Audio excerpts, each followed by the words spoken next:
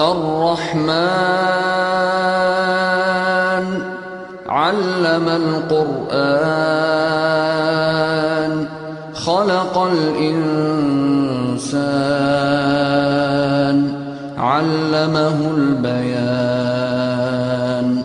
الشمس والقمر بحسبان والنجم والشجر يسجدان والسماء رفعها ووضع الميزان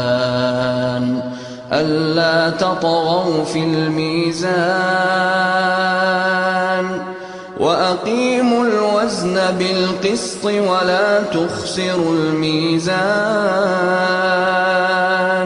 والأرض وضعها للأنام